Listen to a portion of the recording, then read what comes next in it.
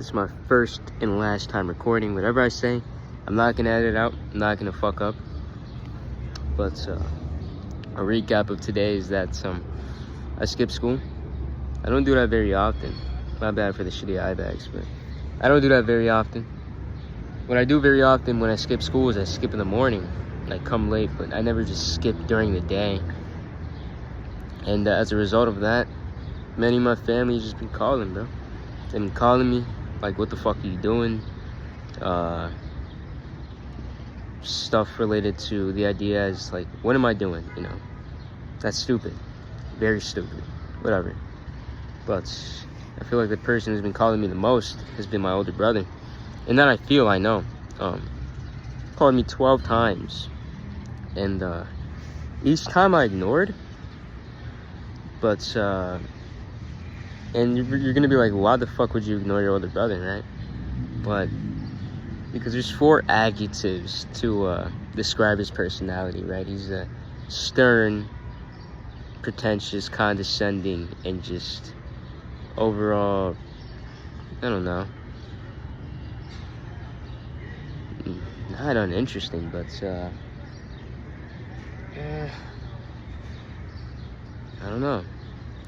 That's 3 adjectives, but I feel like one adjective that encapsulates those 3 pretty well is autistic. And I know that's a fucked up generalization, but autistic, right? And I know during those 12 missed calls, he's probably gonna ask me, what the fuck are you doing? Some bullshit like that. And I just wasn't bothered. Maybe I was jumping the gun with that assumption, but he's just a guy who's heavy on discipline, which is funny because growing up, my older brother was pretty indifferent. You know, he never even thought of disciplining me at all. But our age gap is 7 years. And when I was in 10th grade, he had just graduated from college. He had graduated from college 3 months before I began 10th grade. And he just began making it a duty of his to discipline me. And I'm like, what the fuck, bro? It's also pretty awkward, you know, because of how he looks. No offense. I know if he does find this video, that's pretty fucked up to say about your brother. But that's a in-depth about him. I feel like that's pretty good. Now, about the motive for skipping, I've just been suffering. To put it vaguely, I've been suffering a lot with my conscience as a result of what is best to describe as a mental disorder. And that is OCD. Now, whoever knows me and is watching this, they're gonna be like, what the fuck are you talking about? You poser? You're trying to rationalize you skipping by posing as somebody with OCD or a mental disorder. And I get that impression that a person that I know may have, because something I've been doing for the past 2 years, and I got that OCD shit at like 14, but something I've been doing for the past 2 years is I've been establishing, you know, perspectives of myself into other people as, you know, me being a social guy who's social and maybe even interesting. Been doing that for 2 years, ever since I've been suffering with my conscience, which is from OCD. And yeah, and there's only like one person that I talked to about the OCD, which I plan to, hypothetically, if I do become fucking famous soon, dude, I plan to drop that motherfucker, you know? And that guy is pretty close with me. And if I do post this video, I'm making this video candid, and I don't want to be a pussy, but, you know, I am interested in dropping that guy because, call this high expectations high standards, but within a friend, I always expect 50-50, you know? And I'd even go as low as 60-40, 70-30, and even 80-20, you know? I don't think that's too much to ask within a friend. Because, you know, I want someone who also brings something to the table so I can laugh. Someone who's creative. We don't have a lot of those in the world. Not to be pretentious, but back to the point. This guy, instead of all those ratios of what to offer to the table between friendships, I said the lowest would be 80-20. With me and this guy, it's like 97-3. I would hope people can comprehend that sort of example, because that is pretty specific and random. But it's like 93-7. I bring in 93% of the creativity, the funny jokes, this, that, and he's the 7%. And this guy is the guy I told about the OCD, right? And I do feel like dropping this kid because sometimes I complain, why aren't you that creative? Why is it me always cracking the jokes? Like, you're being so indifferent, you know?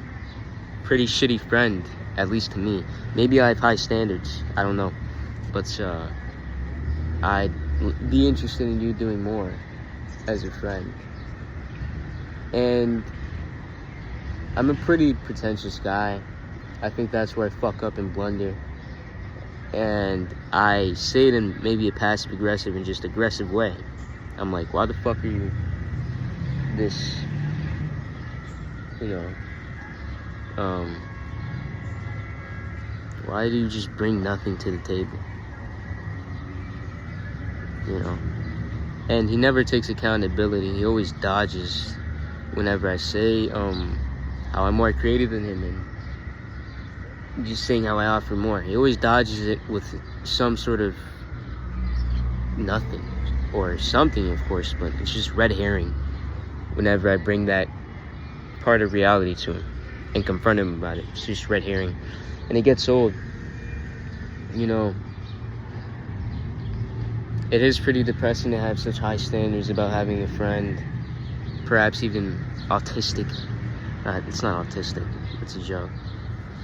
But I guess what the main point of this video was to talk about the OCD, or perhaps how conscience is affecting me, my conscience. And because of OCD, I feel as if my conscience, I suffer at the hands of my conscience incredibly, insanely worse than the average person, right? Like, people distract themselves from their conscience by scrolling on TikTok, scrolling on whatever, social media, video games. And this isn't me calling people distractions, but even with people manage to distract themselves from their conscience. But me, I don't have an easy time doing that. And starting from the age of 14, or not 14, like when I was late 14, but I turned 15, I just randomly had a very hard time distracting myself from my conscience, which within my conscience, sorry for the repetitiveness, my conscience involves my view of life, the nature of life, existentialism, my health, like stuff I focus on about myself. And when people can't even comprehend that shit. But like when you struggle with your conscience, it is a burden, because it's repetitive loops. You're just drawn back into the fact that you may be concerned about existential matters, you may be concerned about health matters, but you're stuck in this repetitive loop where you can't seem to distract yourself from your conscience, which is what I describe to be as OCD. And it's fucking terrible. Now, I could take the route of therapy, or even worse, SSRIs. But I feel like what's stopping me from therapy is perhaps my perception of masculinity. And SSRIs is just a no-go, because I still want to have the middle portion of my brain, bro. I don't want that to disappear, you know. And I feel like what adds fuel to the fire is, because of existential OCD, or just my conscience bringing all these existential thoughts that I would consider repetitive and repeated over and over in my head, I got close, or I got tapped in with different religions. And I don't know, existentialism has a lot to do with death, and I was like, fuck, dude, don't know what's gonna happen after death. But I chose Islam because it seemed like the most logical option out of the bunch. My older brother, which I was talking about in the video earlier, is actually Muslim, and I don't know if he suffers from the same issue of being distracted from his conscience. He probably does, because he's borderline fucking autistic, bro. But yeah, it sucks to suffer with OCD. This is, by the way, this is just a satirical video. Everything I'm saying is just like, I'm a good author. You know, even my fucking teachers and friends been saying like, yo, Satsny, because that's the name of the channel, Satsny, you a good ass author. I'm like, thanks, man. This is just me narrating one of my friends' life. My life. Not my life, my life. Not my life. Oh, man. But I guess to conclude this video, today's May 20th, 2025. Skipped a day of school. I'm a liar. It's the 22nd of May, 2025. I'm gonna have to go home, face repercussions for skipping. To me, it's entirely meaningless, but to my family, it's not. It's something I should be held accountable for. And fuck me, man. Pause. I just hope the OCD dissipates, because this is, I guess, how I suffered with OCD. I suffered beginning with existential OCD. It went away for a lot of months, actually. Came back because of health OCD, specifically like hyper awareness of the bladder. And it sucks to suffer. It sucks to fucking suffer. And it's actually my fault, because I don't tell anyone that I have OCD. I just bottle it in like a fucking idiot. Like a fucking moron. Who the fuck just bottles up the pain, the mental pain that they're going through? Who the fuck does that, bro? Whatever.